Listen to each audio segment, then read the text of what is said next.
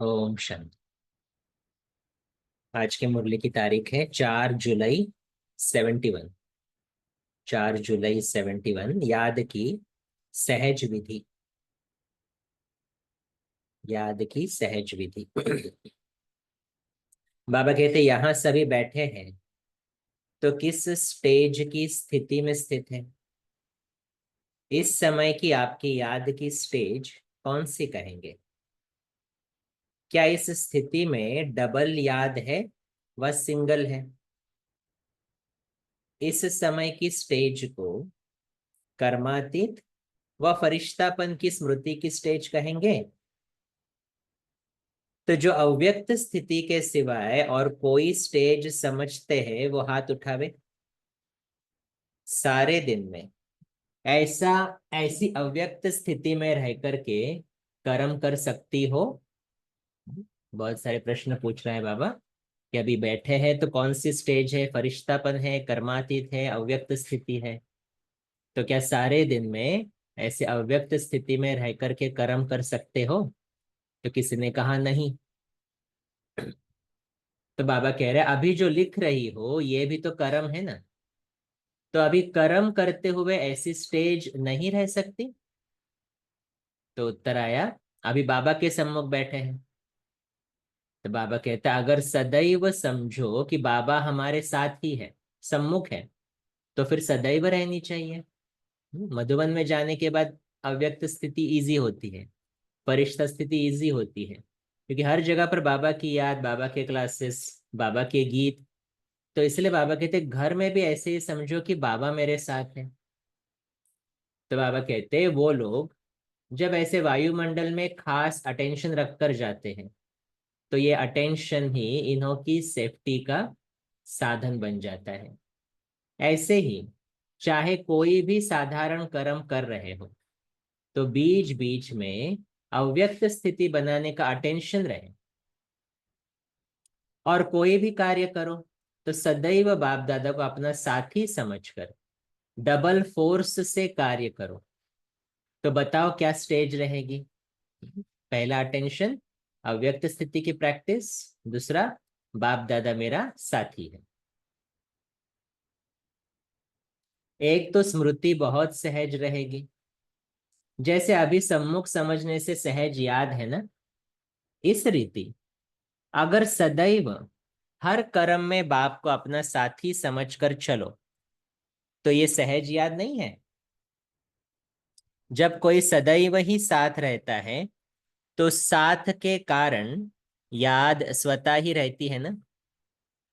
तो ऐसे साथी रहने से वह बुद्धि को निरंतर सत्य का संग बनाने से, निरंतर सत्संग होना चाहिए।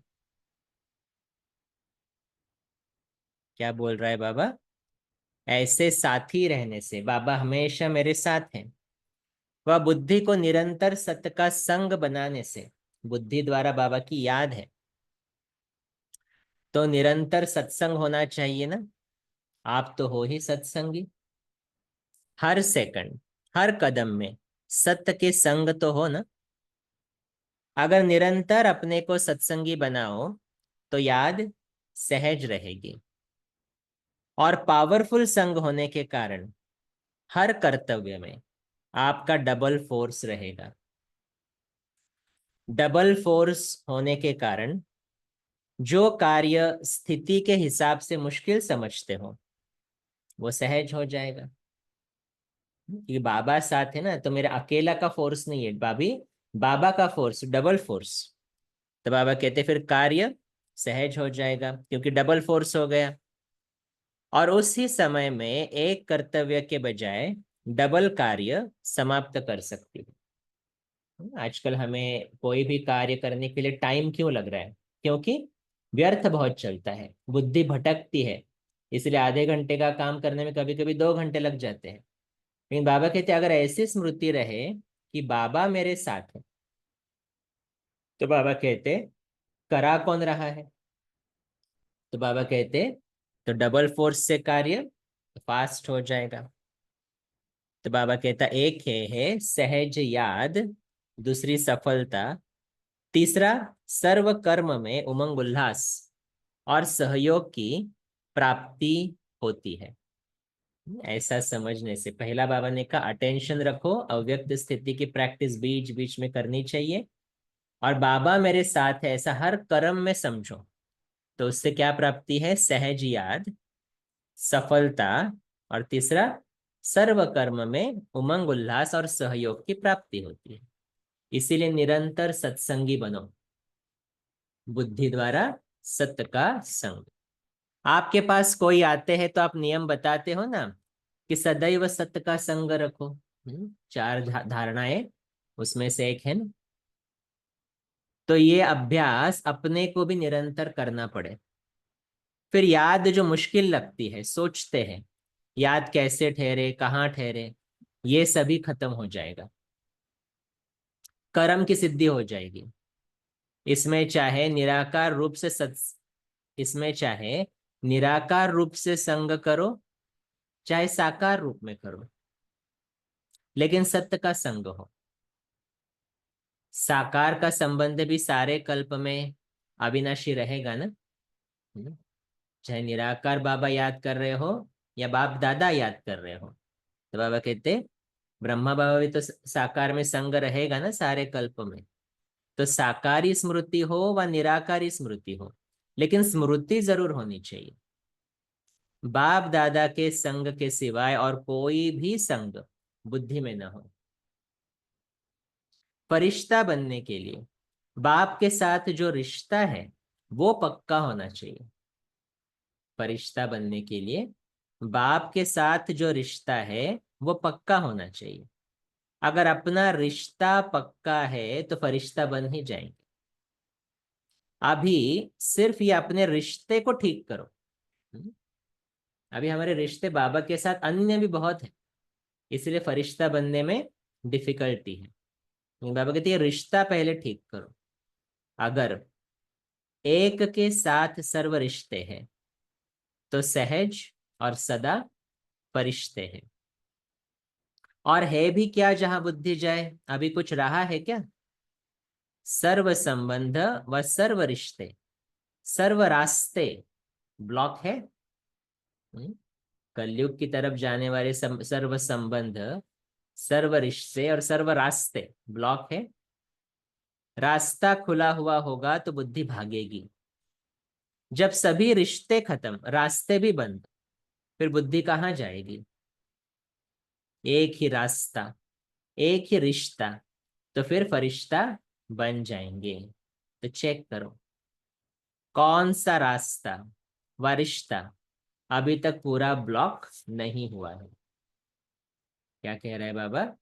कलयुग की तरफ जाने वाला कौन सा रिश्ता, कौन सा रास्ता अभी तक ब्लॉक नहीं हुआ है? क्योंकि बुद्धि बार बार वहां भटक रही है। तो बाबा के साथ का रिश्ता अभी पक्का नहीं है, इसलिए फरिश्ता बनने में डिफिकल्टी।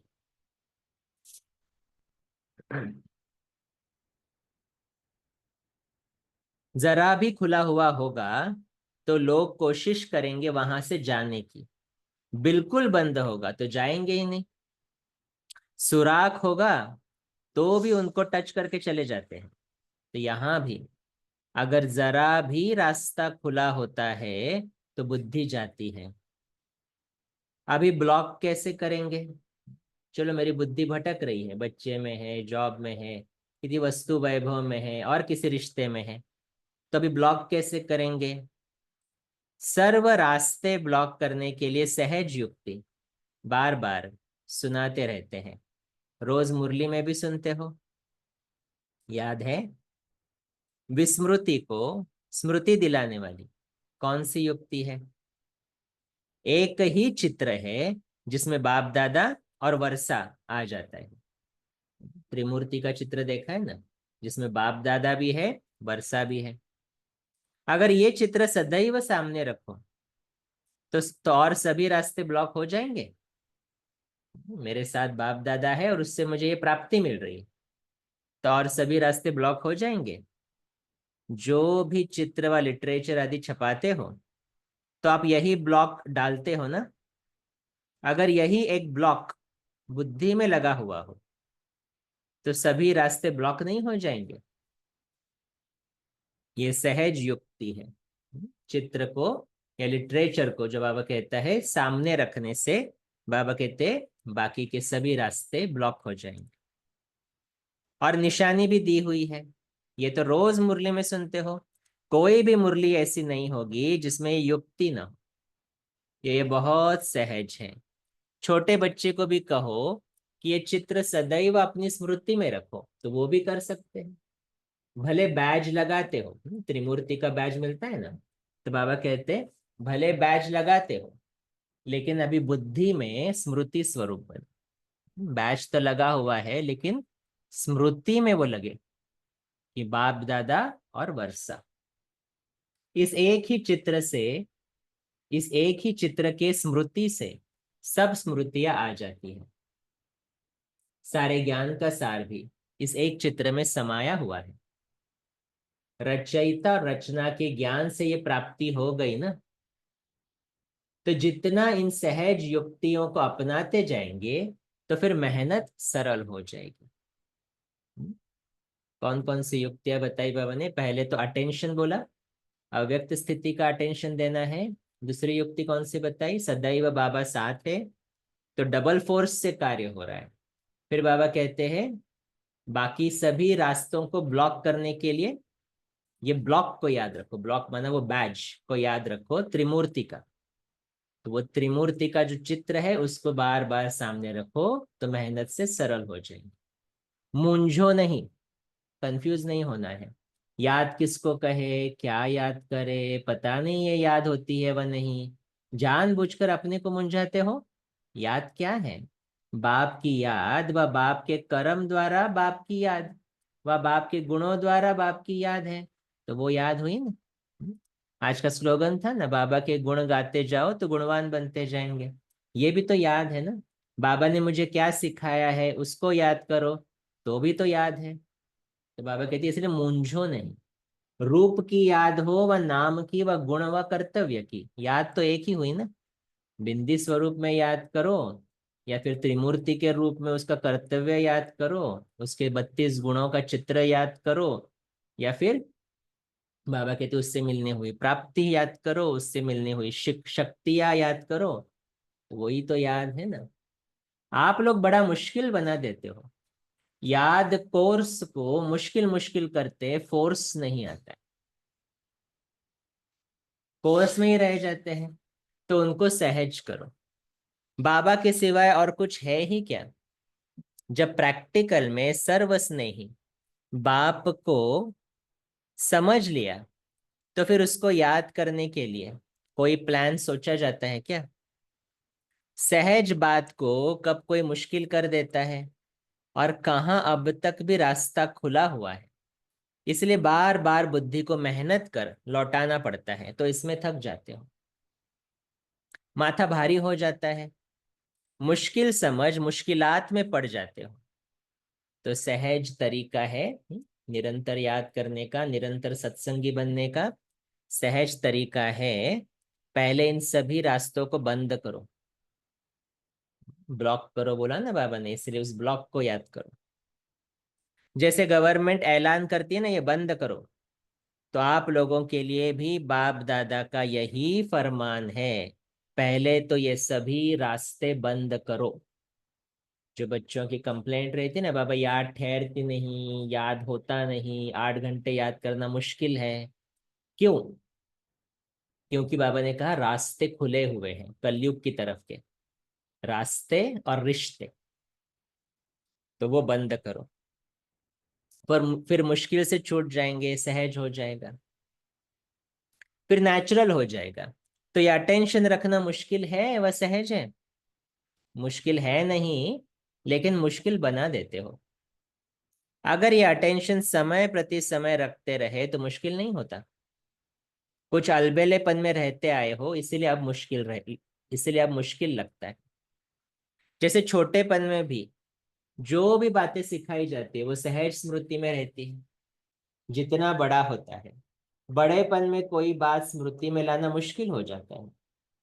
तो इसमें भी जिन्होंने बचपन से ही अटेंशन रखने का अभ्यास किया है उन्हों का आज भी नेचुरल याद का चार्ट रहता है। और जो भी इस अटेंशन रखने में शुरू से अलबेले रहे, उन्हों को अब मुश्किल लगता है। जिन्होंने बाबा का बच्चा बनने के बाद ही अटेंशन रखा है खुद के ऊपर, उनके लिए नेचुरल याद रखना इजी है। और जिन्होंने पहले से अलबेलापन किया है, उनको अभी वो करना मुश्किल लग रहा है।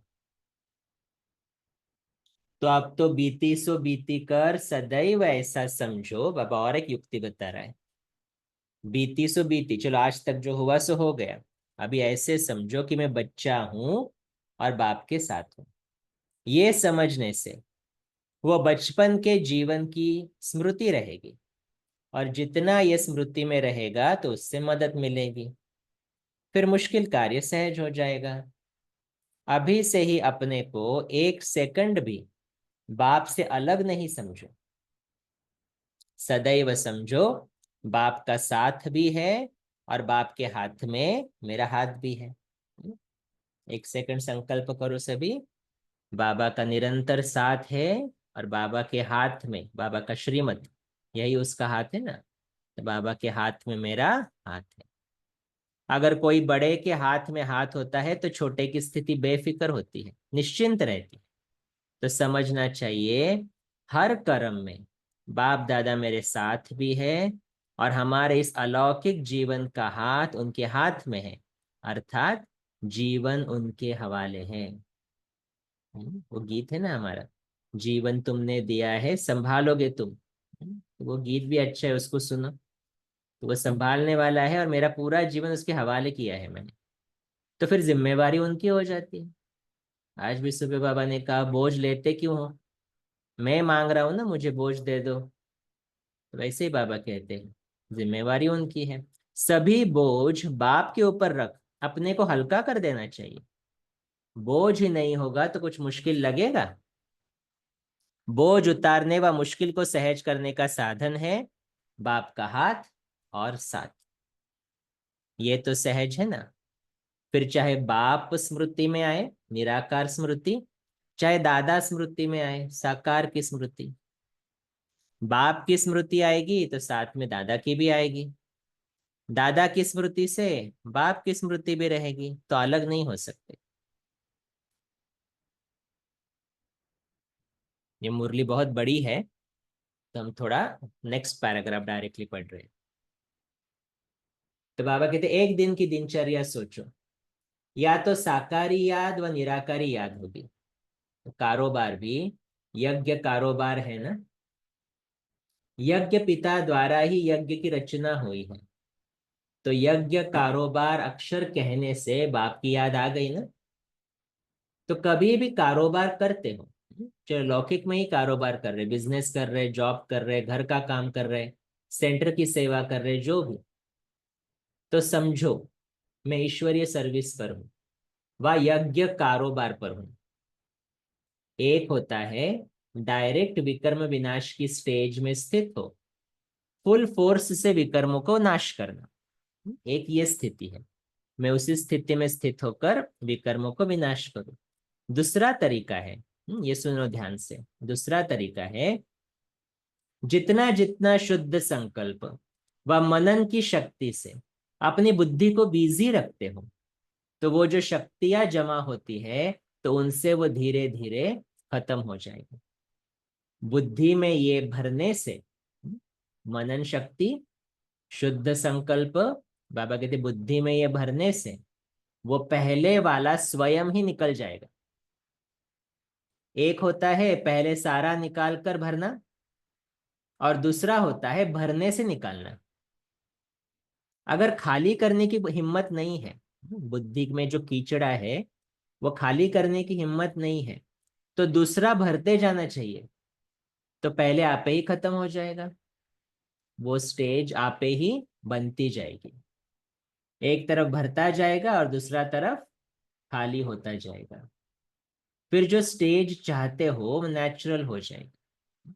इसलिए अभी भी क्या कर रहे, बुद्धि में भर रहे हैं ना चीजें। आज बाबा जो सहज याद की विधि बता रहा है, बाबा कहते वो अपने आप में ऐसे प्रैक्टिस करते जाएंगे, भरते जाएंगे, बुद्धि द्वारा सत्य का संग करते जाएंगे, तो अंदर जो पड़ा हुआ है सब निकल जाएगा। अच्छा, तो अभी यहीं पे स्टॉप करते हैं, बाकी की मुरली आप पढ़ सकते हैं घर पे, क्योंकि ये मुरली बहुत बड़ी है, तो आधे घंटे में तो नहीं फिनिश हो सकती। तो बाबा ने ये भी ट्रिक बताई है कि भरते जाओ तो अंदर जो पड़ा हुआ है वो सब निकलता जाएगा। अच्छा, ओम शांति। कुछ सेकंड बाबा की याद में बैठेंगे, फिर पॉइंट शेयर करेंगे।